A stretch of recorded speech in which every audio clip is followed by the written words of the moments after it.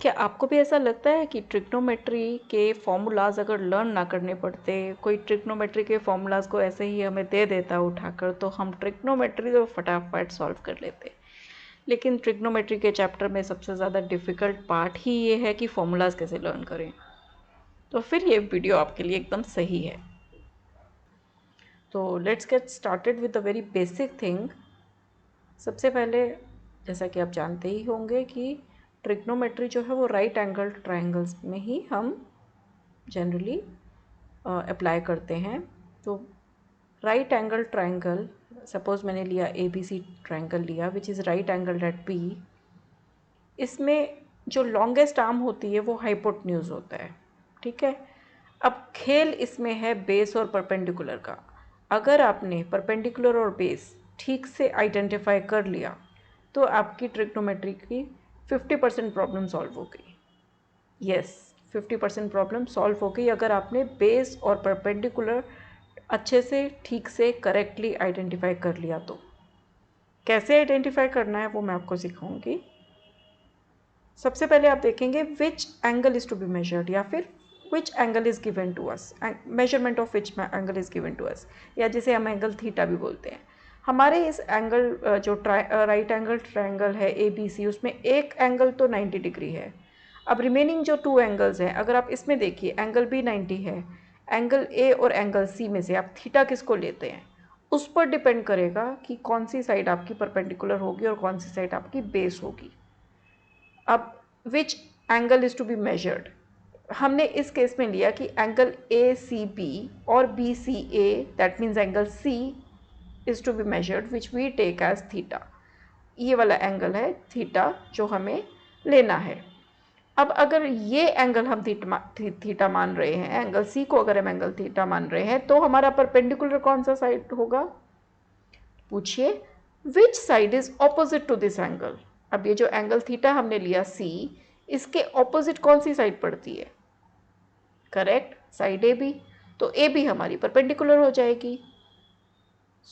आपको सिर्फ इतना ध्यान रखना है कि जो एंगल थीटा आपने देखा उस एंगल के ऑपोजिट जो साइड है उसको हमने परपेंडिकुलर लेना है, जो कि इन दिस केस AB है।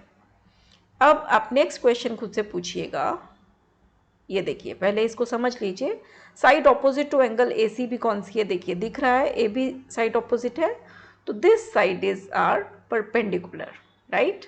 परपेंडिकुलर आइडेंटिफाई हो गया।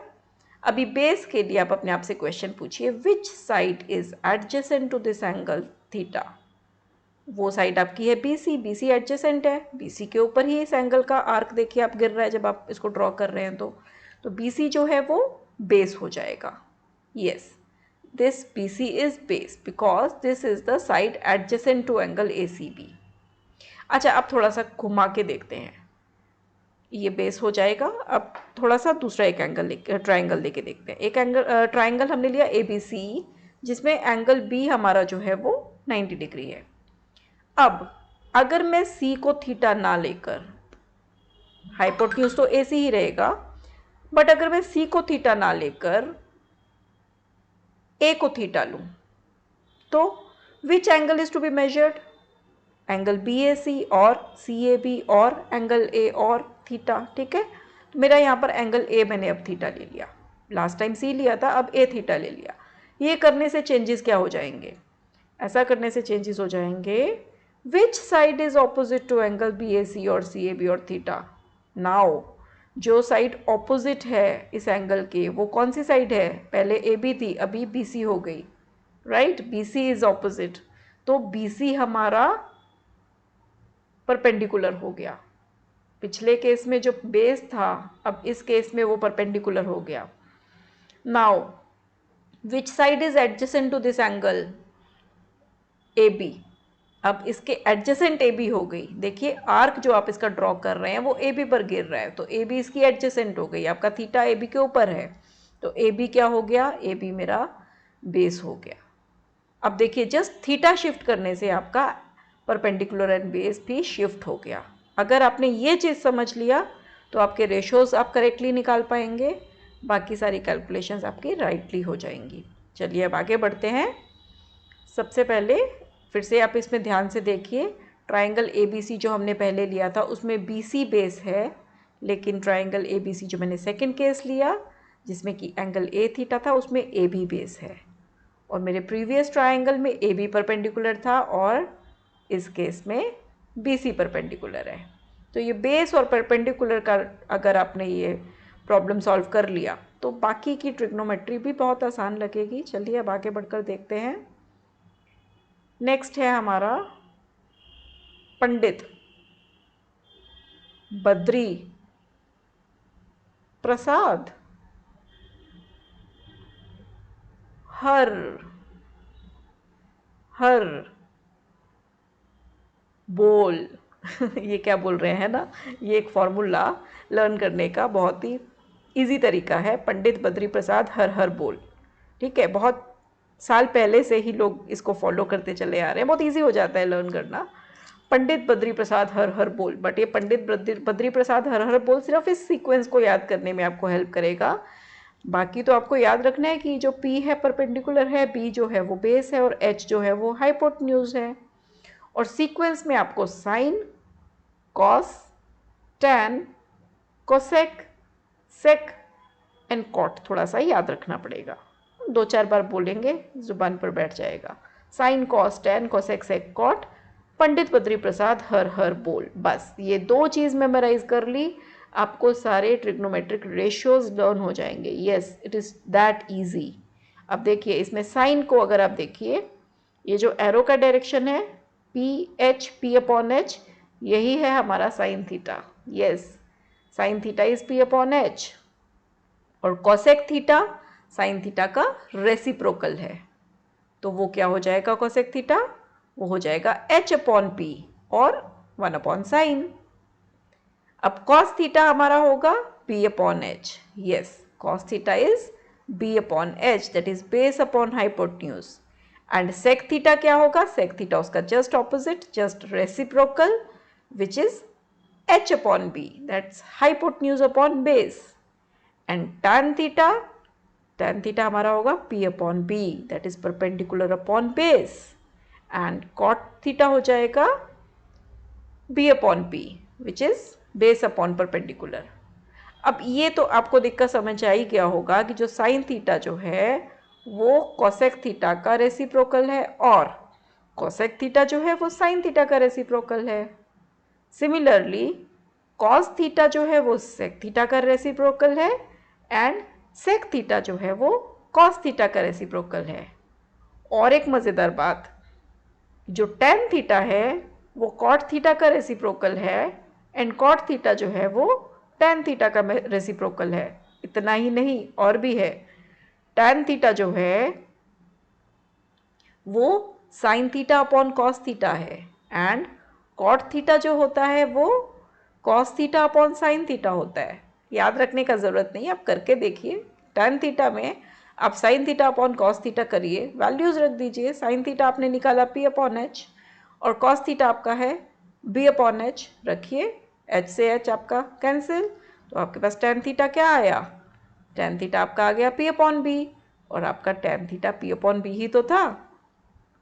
ऐसे ही कॉट थीटा करके देख लीजिए। Cot theta is cos theta upon sine theta, that means B upon H by P upon H, H से H कैंसिल, आ गया हमारा B अपॉन P और ये B अपॉन P क्या है, कॉट थीटा ही तो था।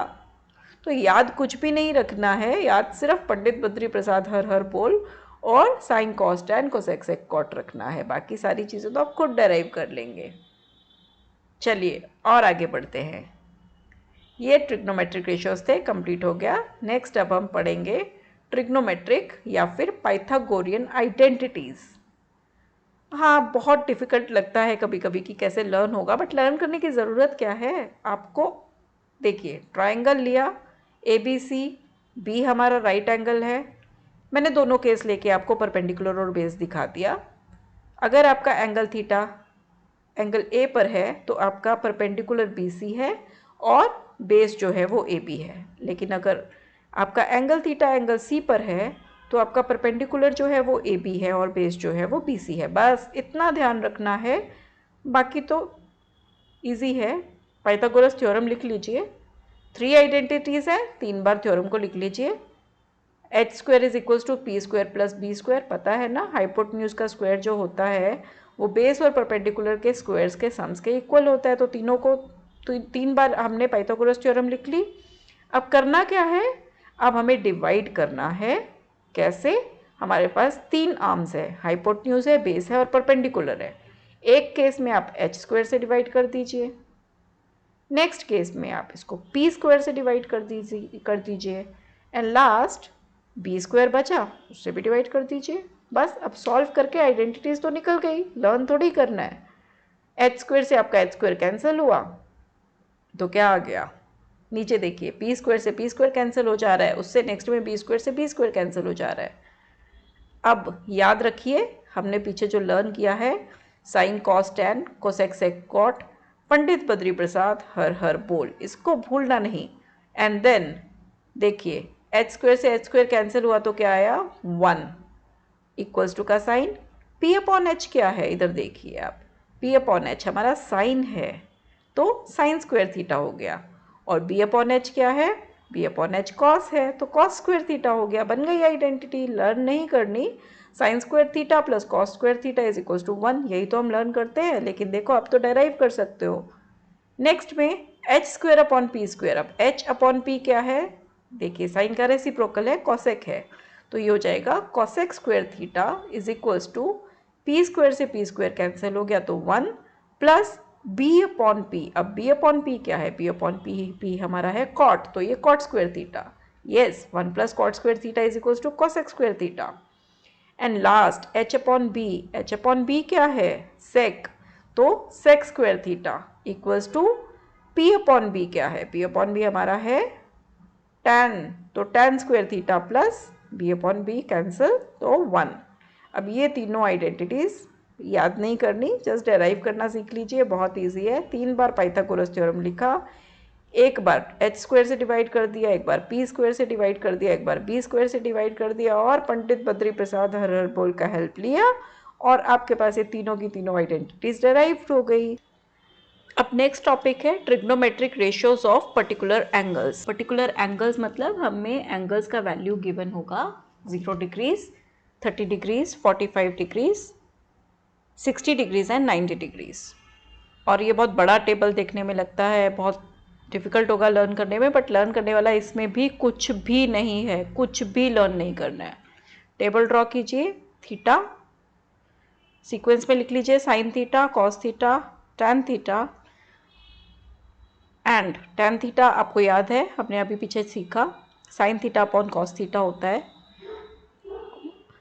देन कॉसेक थीटा जो कि रेसिप्रोकल होता है साइन थीटा का, एंड देन सेक थीटा जो कि कॉस का रेसिप्रोकल होता है, एंड कॉट थीटा जो कि होता है cos theta upon sine theta या फिर 1 अपॉन टैन थीटा। तो ये तो याद करने वाला कुछ नहीं है, पीछे आपने किया हुआ था, बस उठा गया और सीक्वेंस में यहाँ रख दिया टेबल में, और यहाँ पर आपने थीटा की वैल्यू रख दी 0, 30, 45, ये 3 वैल्यूज़ लर्न कर लीजिए। उसके बाद 30 का डबल लिख दीजिए 60 एंड 45 का डबल लिख दीजिए 90, इजी टू रिमेंबर।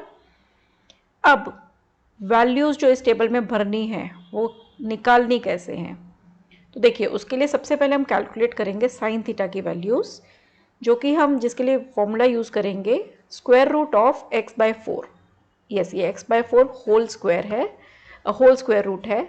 हम x की वैल्यू 0, 1, 2, 3, 4 प्लेस करेंगे। हमारे पास 5 एंगल्स है, 5 एंगल्स के लिए हम x की 5 वैल्यूज़ रखेंगे, सीक्वेंस में रखेंगे। 0 वैल्यू प्लेस करेंगे, साइन 0 डिग्री आ जाएगा।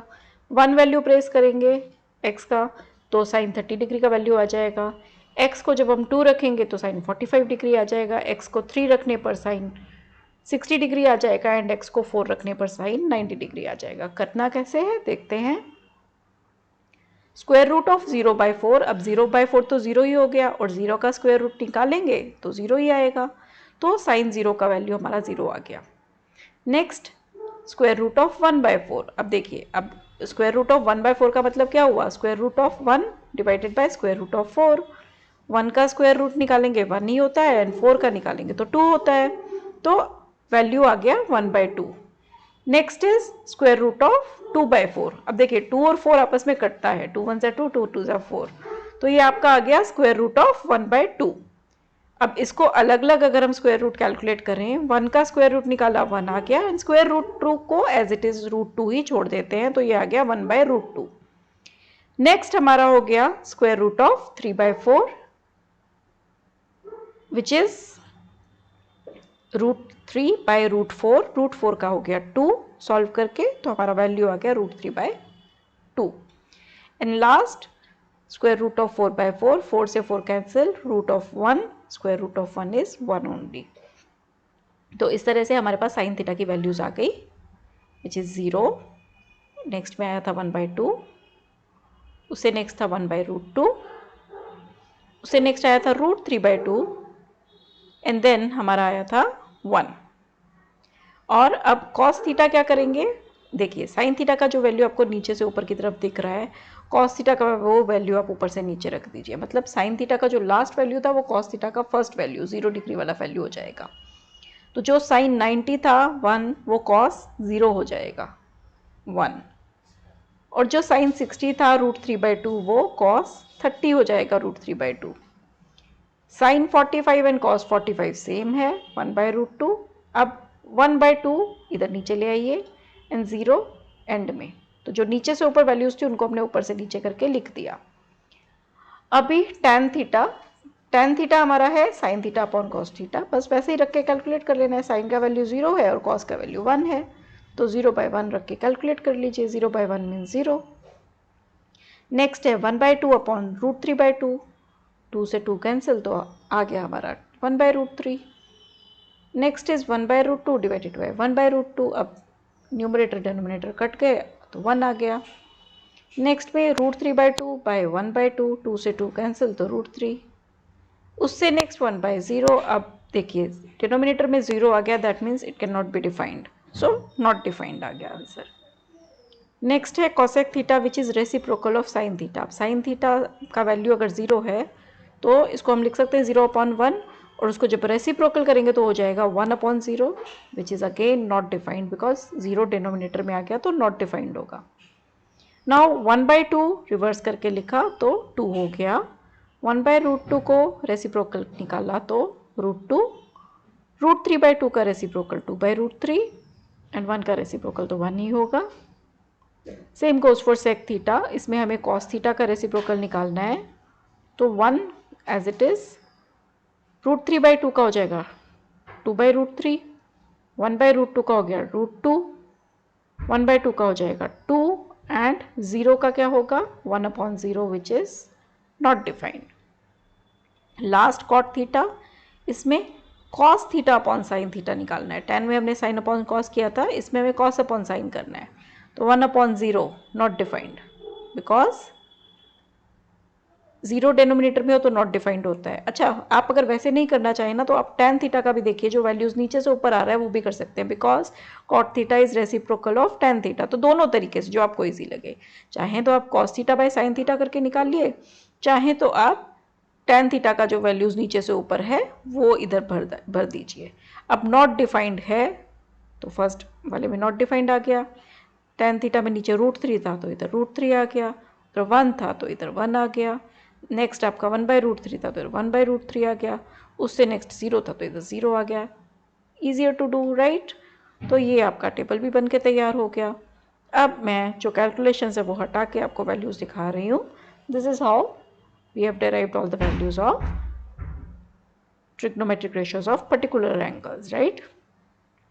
लर्न नहीं करना, सिर्फ √x/4 जिसमें x को हमने 0, 1, 2, 3, 4 रखना है, वो रख के हमने साइन थीटा का वैल्यू निकाल लेना है। साइन थीटा के वैल्यू को यूज़ करते हुए cos, tan, cosec, sec, cot सब निकल जाएगा, कुछ भी मगअप नहीं करना है। आगे बढ़ते हैं। नेक्स्ट है angle of depression and angle of elevation. अब देखिए ये थोड़ा सा कंफ्यूज करते हैं बच्चे, इसमें कंफ्यूज हो जाते हैं। एंगल ऑफ डिप्रेशन कौन सा है, एंगल ऑफ एलिवेशन कौन सा है, नहीं समझ में आता है। बहुत ही ईजी तरीका आपको बताऊंगी, कुछ भी मगअप करने की इसमें भी ज़रूरत नहीं है, सिर्फ छोटी छोटी चीज़ें दिमाग में रखिए, आप आराम से angle of depression and angle of elevation निकाल पाएंगे। अच्छा, समझते हैं कॉन्सेप्ट अच्छे से। पहले आपके पास एक बिल्डिंग है सामने, बिल्डिंग के ऊपर कोई खड़ा है या बैठा है जो भी है, और बिल्डिंग के सामने नीचे फ्लोर पे भी कोई एक जन खड़ा है।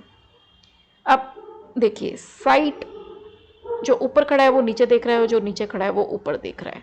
कौन किस दिशा में देख रहा है, कौन किस डायरेक्शन में देख रहा है, यहीं से आप निकालेंगे कि एंगल ऑफ डिप्रेशन है कि एंगल ऑफ एलिवेशन है। देखिए अगर आप थोड़ा सा बैकवर्ड जाइए ना, अपना थोड़ा क्लास 2, 3, 4 में, तो इंक्रीजिंग डिक्रीजिंग ऑर्डर होता था। हम बच्चे असेंडिंग डिसेंडिंग नहीं याद रख पाते थे ना। असेंडिंग में वो छोटे से बड़ा है कि बड़े से छोटा है, डिसेंडिंग में बड़े से छोटा है कि छोटे से बड़ा है। तो याद करने का तरीका बच्चों को सिखाया जाता था, बेटा डी से डिक्रीजिंग है, डी से डिसेंडिंग है, तो ऐसे याद रख लेना कि डाउन जा रहे हो तो डिसेंडिंग ऑर्डर है, ऐसे ही अप जा रहे हो तो असेंडिंग ऑर्डर है। कुछ उसी तरीके से आप इसको भी लर्न कर सकते हैं कि अगर आप डाउन देख रहे हो तो डिप्रेशन का एंगल है, अप देख रहे हो तो एलिवेशन का एंगल है। देख किस डायरेक्शन में रहे हो बस वो पूछो अपने आप से कि ऊपर की डायरेक्शन में देख के एंगल बन रहा है तो वो एंगल ऑफ एलिवेशन हो गया, डाउन डायरेक्शन में देख के एंगल बन रहा है तो एंगल ऑफ डिप्रेशन हो गया। ये चीज़ समझ में आई? अच्छा, कैसे बनाते हैं एंगल वो भी देख लेते हैं। किसी भी एंगल को बनाने के लिए आपको टू रेज की ज़रूरत होती है। टू रेज जब एक पॉइंट पे, जब उनका एक कॉमन पॉइंट होता है जिसको वर्टेक्स बोलते हैं, तब वो एंगल बनता है। ठीक है, एक ही पॉइंट पे मिलती है जब टू रेज। यहाँ पे एक रे तो आपकी जो साइड वाली रे है ये ड्रॉ हो गई, इमेजिनरी रे। अब दूसरी रे कहाँ से आएगी? दूसरी रे दोनों केसेस में एक हॉरिजॉन्टल लाइन होगी। जो नीचे खड़ा है उसको एक नीचे एक हॉरिजॉन्टल लाइन दे दीजिए और जो ऊपर है उसको ऊपर एक हॉरिजॉन्टल लाइन दे दीजिए। ठीक है, तो जो नीचे खड़ा है वो हॉरिजॉन्टल लाइन के साथ एक साइड वाली लाइन के साथ मिलके जब एक एंगल बनाएगा तो ये एंगल बन जाएगा उसका एंगल ऑफ एलिवेशन। अप देख रहा है, एलिवेशन हो गया। ठीक है, अब जो ऊपर खड़ा है वो नीचे देख रहा है तो ये साइड वाला एक एरो उसके पास आ गया। अब उसको भी एक हॉरिजॉन्टल लाइन चाहिए तो उसको जहाँ खड़ा है वहाँ पर एक हॉरिजॉन्टल लाइन ड्रॉ कर दीजिए। इस हॉरिजॉन्टल लाइन के साथ जब वो डाउन देख रहा है उस लाइन को, जब साइड वाली लाइन को जब आप मैच कराएंगे तो आपके पास फिर से एक एंगल बन के तैयार है। और ये एंगल जो है डाउन देखने पर बन रहा है इसलिए ये एंगल ऑफ डिप्रेशन हो गया। इजी टू लर्न, कॉन्सेप्ट को अच्छे से समझना है, ये तो बहुत ही आसान तरीका है। अब इस बिल्डिंग को अगर आप परपेंडिकुलर मान ले तो ध्यान से देखिए, आपने एक राइट एंगल ट्राइंगल बना दिया। राइट एंगल ट्राइंगल की ही ज़रूरत है ट्रिग्नोमेट्री में, राइट। राइट एंगल ट्राइंगल अगर आपने बना लिया, एंगल थीटा आइडेंटिफाई कर लिया तो कोई दिक्कत ही नहीं है। अच्छा, मैं जब क्वेश्चंस इसमें अपलोड करूँगी ना तब आपको और अच्छे से क्लियर करेंगे कि एंगल ऑफ डिप्रेशन तो देखिए ट्राइंगल से बाहर हो गया, अब उसको अंदर कैसे लाएं, कैसे यूज़ करें। वैसे तो देखिए यहाँ पे बहुत सिंपल है, आप देखिएगा जो ऊपर वाली हॉरिजॉन्टल लाइन है वो नीचे वाली हॉरिजॉन्टल लाइन के पैरेलल है और ये जो साइड वाला जो रे है ये क्या है, ये ट्रांसवर्सल का काम कर रहा है। तो अगर आप ध्यान से देखें तो एंगल ऑफ डिप्रेशन और एंगल ऑफ एलिवेशन एक्चुअली हैं क्या? ये ऑल्टरनेट इंटीरियर एंगल्स हैं विच आर इक्वल। तो एक्चुअली अगर आपने ये ट्राइंगल आइडेंटिफाई कर लिया, अगर आपको एंगल ऑफ एलिवेशन गिवन है आप डायरेक्ट लगा के अपने ट्रिग्नोमेट्री यूज़ कर लीजिए, और अगर एंगल ऑफ डिप्रेशन गिवन है जो कि आपका ट्राइंगल से बाहर पड़ गया तो आप उससे एंगल ऑफ एलिवेशन निकाल लीजिए अपना पैरेलल लाइंस का प्रॉपर्टी यूज़ करके, एंड देन अब आपका ट्राइंगल के अंदर का एंगल आ गया, थीटा आ गया। अब आप ट्रिग्नोमेट्री लगाइए और सम सॉल्व कीजिए, राइट। लेकिन यस, एंगल ऑफ डिप्रेशन और एलिवेशन अभी भी कंफ्यूज कर सकता है। सिंपल फिगर इजीली समझ आ गया, अब थोड़ा सा कॉम्प्लिकेटेड फिगर में समझते हैं। Angle of depression and angle of elevation concept और अच्छे से क्लियर करना है। ये रही बिल्डिंग, ये बिल्डिंग पर एक जन आ गया और ये नीचे एक जन आ गया। ऊपर जो खड़ा है उसके पास हमने एक हॉरिजॉन्टल लाइन ड्रॉ कर दी, नीचे जो खड़ा है उसके लिए एक और हॉरिजॉन्टल लाइन ड्रॉ कर दी, और एक ये हमारी लाइन ड्रॉ कर दी साइड वाली, जो ऊपर से नीचे या नीचे से ऊपर देख रहे हैं उसका एक लाइन ड्रॉ कर दिया।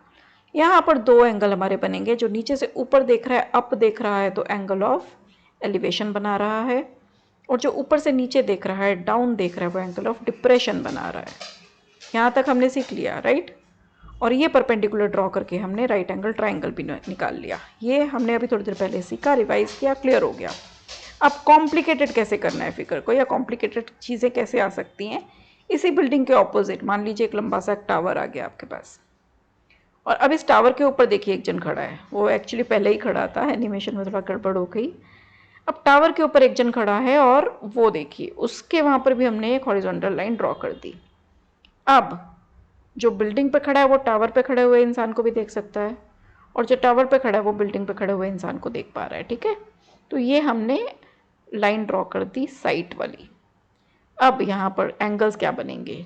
बिल्डिंग से खड़े होकर टावर में जो देखेगा वो अपनी हॉरिजॉन्टल लाइन में और ऊपर साइड की डायरेक्शन में जो लाइन बन रही है उन दो लाइनों से मिला के एक एंगल बना रहा है, जो कि हो जाएगा एंगल ऑफ एलिवेशन। एलिवेशन क्यों? देखिए अब ये तो ऊपर खड़ा है ना, लेकिन ये और ऊपर देख रहा है, तो ऊपर देख कर बना रहा है, साइड का डायरेक्शन को ध्यान में रखना है। अब ये ऊपर देख के बना रहा है तो एंगल ऑफ एलिवेशन बना रहा है। ठीक है, जब यही इंसान नीचे देख के बना रहा था तो एंगल ऑफ डिप्रेशन बना रहा था। अभी ये ऊपर देख रहा है तो एंगल ऑफ एलिवेशन हो गया। आया समझ?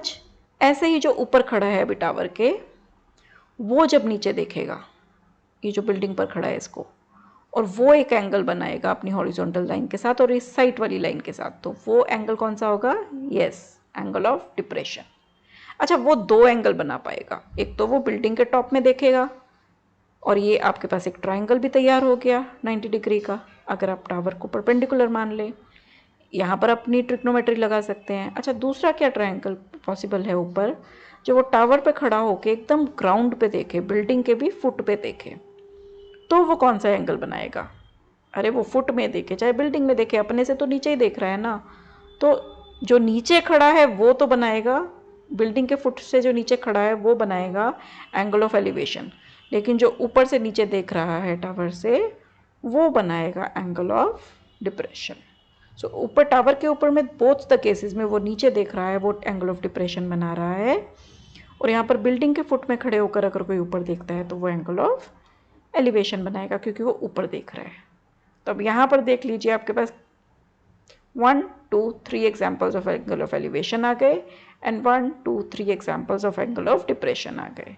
और ये तीसरा केस जो कि टावर से बिल्डिंग के फुट में है, वहाँ पर एक और ट्राइंगल आ गया आपके पास। अब आपकी ट्रिग्नोमेट्री इन तीनों में से किसी भी ट्राइंगल में हो सकती है, बाकी तो बस ट्रिग्नोमेट्री का फॉर्मूलाज लगाना है, और जो भी फाइंड आउट करने को बोला जाए, डिस्टेंस, हाइट, जो भी निकाल लेंगे। ट्रिग्नोमेट्री लगाइए, फॉर्मूलाज के साथ खेल लिए, एंजॉय कीजिए। Let's quickly revise what we have learned. Trigonometry all formulas, trigonometric ratios में sine cos tan, cosec sec cot, Pandit Badri Prasad हर हर बोल, जिससे साइन थीटा आ गया P अपॉन H, और कोसेक थीटा जस्ट रेसिप्रोकल तो H upon P, cos theta B upon H तो sec theta just reciprocal that means H upon B, tan theta P upon B and cot theta reciprocal of tan that is B upon P। Trigonometric identities हमने पढ़ा। Sine square theta plus cos square theta is equals to 1 plus cot square theta is equals to cosec square theta, tan square theta plus 1 is equals to sec square theta. और कुछ भी learn नहीं करना है, सीधे सीधे आप rough work में, एग्जाम्स में भी और प्रैक्टिस वर्क में भी, रफ वर्क में डराइव करके देख सकते हैं। Trigonometric ratios of particular angles, just keep in mind the method that I have told you. Sign theta का वैल्यू निकाला, कॉस थीटा उसको आपने नीचे से ऊपर, जो साइन थीटा का वैल्यू था कॉस थीटा का वैल्यू वो ऊपर से नीचे करके लिखा, tan theta sine upon cos हो जाता है, कॉसेक रेसिप्रोकल हो गया साइन का, सेक कॉस का रेसिप्रोकल हो गया, और कॉट जो था वो कॉस अपॉन साइन करके निकाल लिया गया। सो सिर्फ साइन थीटा का वैल्यू हमने निकाला, and that too square root of x/4 करके, which is very very very easy. x का वैल्यू हमने रखा था 0 1 2 3 4 फ्रॉम एंगल 0 30 45 60 एंड 90 रिस्पेक्टिवली। तो ये बहुत ही इजीली निकल गया, इसको भी लर्न नहीं करना, जस्ट मेथड को ध्यान में रखना है। And lastly angle of depression and angle of elevation हमने किया, जो कि इस प्रकार है।